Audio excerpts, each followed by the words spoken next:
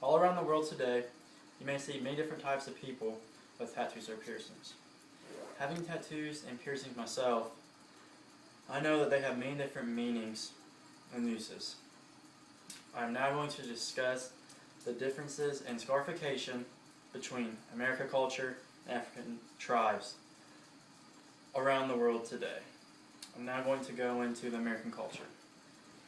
According to a survey by American Academy of Dermatology, people between the ages of 18 and 50 that is studied, 24% reported that they have having a tattoo, and 14% had a body piercing in a location other than their earlobe. There are many different reasons for tattooing. For most, it symbolizes something.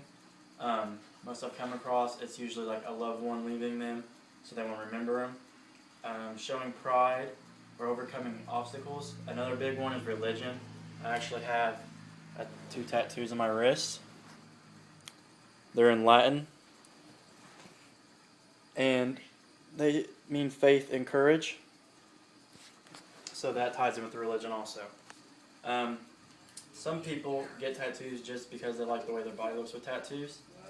I don't think it's the right reason to get them, but it's just a personal thing if you want to. There's many tools used. An autoclave is one of the main ones. It's a cleansing utensil, so they're going to clean everything before they use it on you because they don't want to transfer diseases. They also obviously have a tattoo gun. This is what's going to imprint the ink into your pores so that it stays.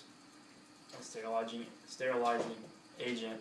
This is what they put on before they're going to start the tattoo to kill the bacteria to make sure it doesn't get infected.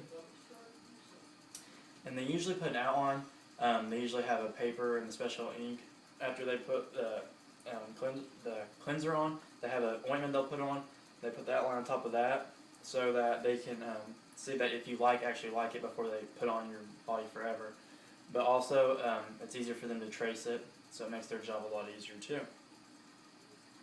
After they tattoo you, they put A and D ointment or something to help moisturize, because they're going to be really dry, and it's going to want to peel on them kind of like a sunburn. And they usually cover it up because even if it's not in a place that's going to rub against your clothes, they like to cover it up just as you leave.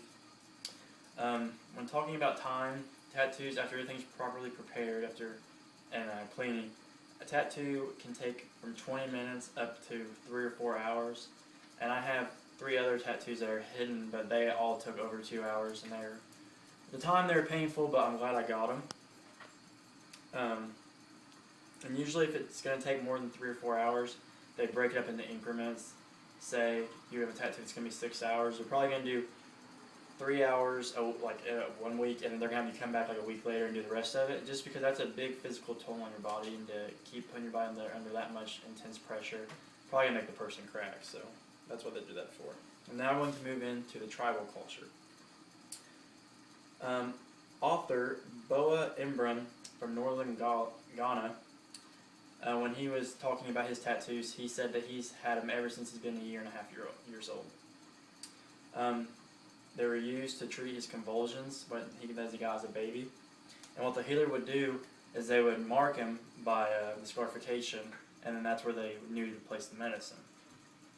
It is also used by warriors when they're going to battle to scare the opposing warriors, but they often use them for seduction too, because the females thought they were attractive.